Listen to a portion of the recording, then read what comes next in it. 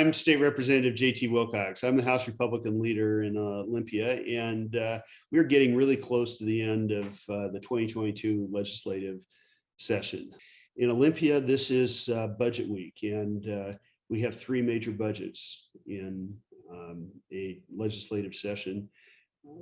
It is the capital budget, which usually is not a very contentious budget, and I think will pass easily. There's a limit to the amount of dollars that can be spent, and we normally agree on most of the details.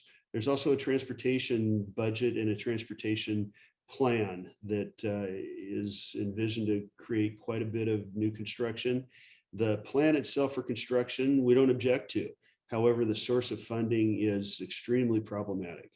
At this point, the Democratic plan, which contrary to all tradition was developed without any input from the minority party, involves taxes on gasoline that goes to other states. And we've already had every adjoining governor contact the state of Washington and say that if this goes forward, there will be retaliatory taxes levied against things that we need here in Washington. This is a plan that doesn't make any sense and is going to have major changes if it goes forward, and you're going to see Republicans working hard to produce a plan that actually works for the state of Washington and our transportation needs.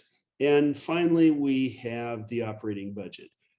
This is a supplemental year. It's not supposed to be a huge budget, but because there are so many additional dollars coming to us, both because the economy is much more robust than we expected and because there's a lot of federal money coming our way, there are opportunities to do a lot of things with these dollars. House Republicans suggested a framework this week that envisioned a good part of these dollars going to fund the transportation needs of Washington, as well as supplementing some of the other needs that we have, and also a major part of these additional dollars going back to the taxpayers of Washington so that they can cope with the increased cost of living that we're all experiencing right now.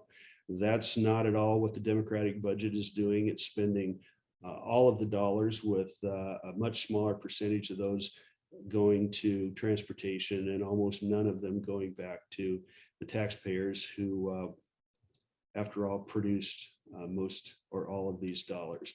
We're going to be involved in a lot of discussions about this. I think that we may be able to make some modifications, but in the end, it looks like it's going to be a partisan budget that puts us on a path to much greater spending in the future. That's not going to be sustainable, and you're going to see Republicans vote no on that.